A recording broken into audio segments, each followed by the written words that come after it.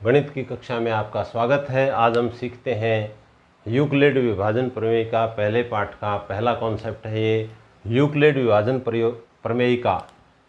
ये कहती है यदि a और b दो पूर्णांक हैं, यदि a और b दो पूर्णांक हैं जिसमें a बड़ा हो b से, तो उनके लिए दो पूर्णांक q और r भी होंगे जिससे कि a बराबर है बी क्यू प्लस r हो जाए। बच्चों ये हम पहले भी करते आए हैं और पहले जब हम भाग की जांच करते थे उस जांच में हम इसका प्रयोग करते थे। हालांकि इसका ये नाम जो है ये हमने अभी पढ़ा है यूक्लिड विभाजन प्रमेय का। तो यूक्लिड विभाजन प्रमेय का कहती है, उदाहरण से हम समझते हैं इसको। आइए दो संख्याएं लेते हैं, एक हमने ले ली 28 और एक हमने ले ली 13। यदि हम 28 को भाग दें 13 से, 13 दूनी 26, तो बच गया हमारे पास ये 2। तो इसको हम लिख सकते हैं 28 बराबर है 13 गुणा 2, 13 दूनी 26 और जमा 2। तो देखिए यहाँ पर ये था a और ये था b। जब हमने a को भाग दिया b से तो हमारे पास ये दो संख्याएं आ गई q और ये आ गया r। अब इसको हम कहते हैं शेषफल और इसको हम कहते हैं भागफल। ये कोई नई चीज़ें नहीं है, ये हम पहले भी करते आए हैं। तो बच्चों हर एक दो संख्याओं के लिए होंगे और हमें मालूम है कि शेषफल जिससे हम भाग दे रहे हैं उससे छोटा ही होता है। तो r का मान जो है, r का मान छोटा होगा किससे, 13 से छोटा होगा और 0 या 0 से बड़ा। अब आता है इसका उपयोग। इसका उपयोग कहाँ होता है? तो इसका उपयोग बच्चों हम HCF निकालने में करते हैं। HCF दो संख्याओं का हाईएस्ट कॉमन फैक्टर कैसे निकालते हैं, आइए ये भी देखते हैं इसकी सहायता से। सपोज कीजिए हमारे पास एक संख्या 125 और एक संख्या 175 है, हमें इनका HCF निकालना है। पहले हम कैसे निकालते थे वो विधि बताता हूँ। हम निकालते थे 150 छोटी संख्या से बड़ी संख्या को भाग देते हैं। 175 को भाग दिया हमने, अगर हम 150 एकम 150 शेष बच गया 25। हम अब इस 25 से भाग देते हैं 150 को, तो 25 सिक्के 150। जब 0 आ जाए और जिस संख्या से भाग जाए वो हमारा HCF होता है। अब यूक्लिड विभाजन प्रमेयिका में हम क्या करते हैं, बड़ी संख्या लेंगे 175, छोटी संख्या से भाग दिया, तो इसी को लिखना है 150 गुणा 1 जमा 25, 25 शेषफल बच गया। अब दूसरे स्टेप में हमने 25 गुणा 6, 150 बराबर है 150 बराबर है 25 गुणा 6 जमा 0। जब शेषफल 0 आ जाए और जिस संख्या से भाग गया है यानी कि 25, वो हो जाएगा हमारा HCF। किसका किसका, 150 और 175 का। कितना हो गया, 25। तो ये हमारा HCF इस प्रकार से आ जाता है। प्यारे बच्चों HCF निकालने में इसका प्रयोग करते हैं हम, बहुत ही आसान है। ये जो भाग विधि है इसी का दूसरा रूप है ये। इसके अलावा इसमें कोई भी परिवर्तन नहीं है, कोई भी अलग चीज़ नहीं है। आइए बच्चों पहला सवाल देखते हैं एक्सरसाइज 1.1 का। यूक्लिड विभाजन एल्गोरिदम से HCF ज्ञात करना। हमें हमारे पास संख्याएं 135 व 225। तो देखिए भाग विधि से करेंगे तो 135 से भाग देंगे हम 225 को, बड़ा ही सरल विधि है। 135 एकम 135 घटाया तो बच गया हमारे पास 90। तो इस स्टेप को हम क्या लिखेंगे,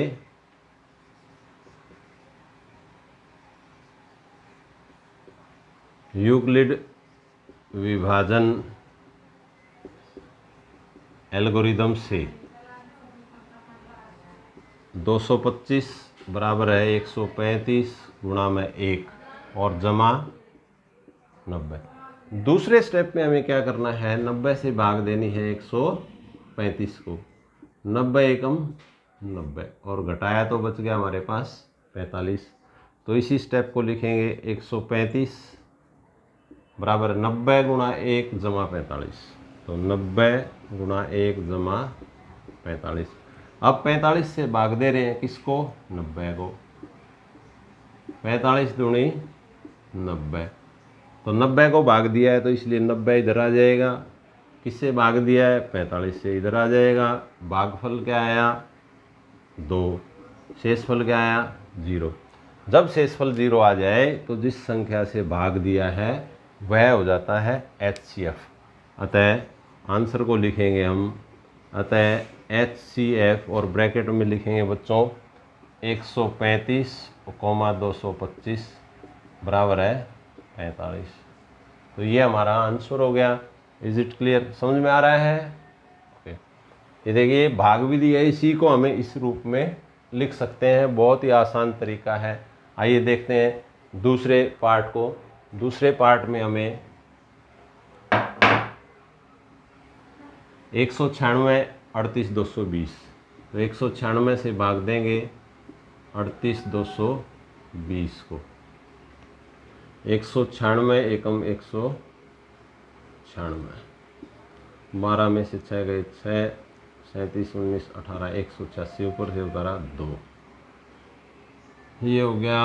और 9 छिके 54, 9 निम 81 और 5 86, 9 एकम 9 और 8 17, तो ये बच गया हमारे पास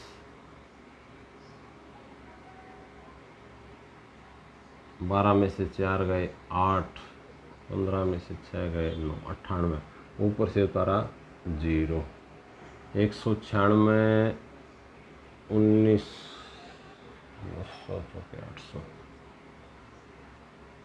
चौके भर जाएगा। 4 छिके 24, 4 निम 36 और 2 38, 3 4 एकम 4 और 3 7, घटाएंगे तो 10 में से 4 गया 6 9 और ये 1, ये भागफल आ गया। तो अब ये पहला स्टेप कंप्लीट हो गया। तो इसमें देखते हैं बच्चों 38,220 बराबर है 196 गुणा में 194, ये भागफल, और शेषफल क्या आ गया 196। अब 196 से भाग देंगे 196 को, 196 एकम 196, 0 आ गया। तो ये दिया हमने, ये इधर आ जाएगा 196 बराबर है 196 गुणा में 1 जमा में 0। अब ये 196 से भाग चला गया तो बच्चों 196 जो है HCF हो जाएगा। HCF किसका किसका 196 और 38,220 का बराबर है 196। ये हमारा आंसर हो गया है। इस तरीके से हम इसको सॉल्व कर सकते हैं। आइए देखिए तीसरा भाग।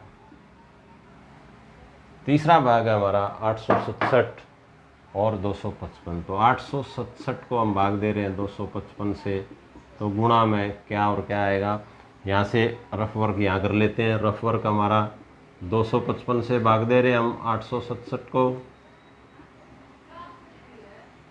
3 पर जाएगा, 3 5 15, 3 5 15 और 1 16, 3 दूनी 6 और 1 7, तो ये बच गया हमारे पास। 7 में से 5 गए 2 0 102। तो पहला स्टेप आ गया 255 3 और 102 शेषफल बच गया। अब अगले स्टेप में 255 को भाग देंगे हम 102 से, तो 255 को हम भाग दे रहे हैं 102 से, 102 दूनी 204, ये बच गया हमारे पास 51, 2 और जमा में 51 शेषफल इधर। अब तीसरे स्टेप में 51 से भाग देंगे हम 102 को, तो 51 दूनी 102, ये बच गया 0। तो 102 को हम भाग दे रहे हैं 51 से, 51 दूनी 102 और 2 जमा 0। तो यहाँ 51 से भाग देने पर बच्चों शेषफल जो है 0 हो रहा है। तो ये हमारे पास आ गया। इसका मतलब क्या हो गया, HCF जो है 867 और 255 का क्या हो गया 51। ये हमारा आंसर है बच्चों। इस तरीके से हम इसको सॉल्व कर सकते हैं। दूसरा सवाल है बच्चों, दर्शाइए कि किसी भी धनात्मक विषम संख्या को हम 6q जमा 1, 6q जमा 3 या 6q जमा 5 प्रकार से व्यक्त कर सकते हैं। यहाँ अगर हम ध्यान से देखें तो a बराबर है BQ जमा R, ये यूक्लिड विभाजन प्रमेय का थी। तो इसमें अगर इसको कंपेयर करें 6q जमा 3, 6q जमा 5, तो b का मान क्या निकल के आता है 6। तो हम ऐसा करते हैं, a को कोई भी धनात्मक पूर्णांक मान लेते हैं और b को हम 6 मान लेते हैं, उसके बाद इसको हल करेंगे। तो सबसे पहले लिखते हैं, माना ए कोई धनात्मक पूर्णांक है, ए कोई भी धनात्मक पूर्णांक है। यदि ए धनात्मक पूर्णांक है और वह बी बराबर है 6, तब यूक्लिड क्या कहता है, यूक्लिड विभाजन प्रमेयिका से, यूक्लिड विभाजन प्रमेयिका से क्या हो जाएगा, ए बराबर है 6q जमा आर, ए बराबर है 6q जमा आर। अब आर का मान क्या होगा, 6 से कम और 0 या 0 से अधिक। तो आर के कितने मान हो जाएंगे बच्चों, 0, 1, 2, 3, 4 और 5। आर के ये 6 मान हो सकते हैं अधिकतम। तो हम हर एक आर के मान के लिए इसे हल करेंगे। तो सबसे पहले लेते हैं, जब आर बराबर 0, जब आर बराबर 0 हो उस समय ए का क्या होगा। तो ए क्या हो जाएगा, 6q जमा 0, यानी कि बराबर है 6q, और इसको हम लिख सकते हैं 2 गुणा में 3q। देखिए ये 2 का गुणांक है, 2 का गुणांक होता है तो संख्या कैसी होती है, सम। इसका मतलब जब r 0 है यानी ये 6q प्रकार का है तो यह क्या हो जाएगा, सम हो जाएगा। और दूसरा भाग लेते हैं, जब r बराबर है 1 हो, जब r बराबर 1 हो तो उस समय a हो जाएगा 6q जमा 1। तो ये क्या हो जाएगा, सम संख्या है 6q और उसमें 1 जोड़ दिया तो क्या बन गई, विषम। कैसी संख्या बन गई, विषम। तो इसमें a क्या है, विषम संख्या है। तीसरा, जब r बराबर 2 हो, जब r बराबर 2 हो तो a क्या हो जाएगा, 6q जमा 2, इसमें 2 कॉमन लेंगे तो ये 3q जमा 1, 2 का गुणांक हो गया। इसका मतलब संख्या क्या है, सम है। और जब चौथा, जब r बराबर है 3 हो तो a क्या हो जाएगा, 6q जमा 3, तो ये हो जाएगा हमारे पास 6q जमा 2 जमा 1। अब 6q जमा 2 विषम थी, सम थी, सम में 1 जोड़ दिया तो ये किस प्रकार की हो जाएगी, विषम। किस प्रकार की हो जाएगी बच्चों, विषम। अब जब r बराबर 4 हो तो a बराबर है 6q जमा 4, इसमें 2 कॉमन लेंगे तो 3q जमा 2, तो ये कैसी हो गई, सम।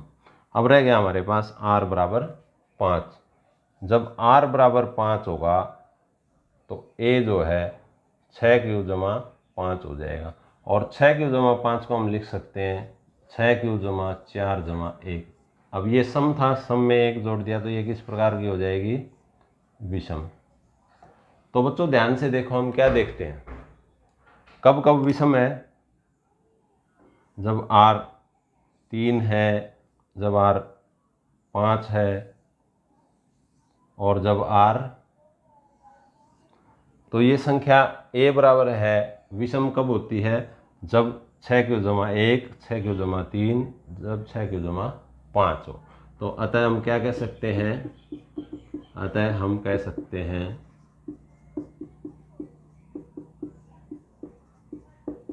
कि कोई भी विषम, कोई भी धनात्मक विषम पूर्णांक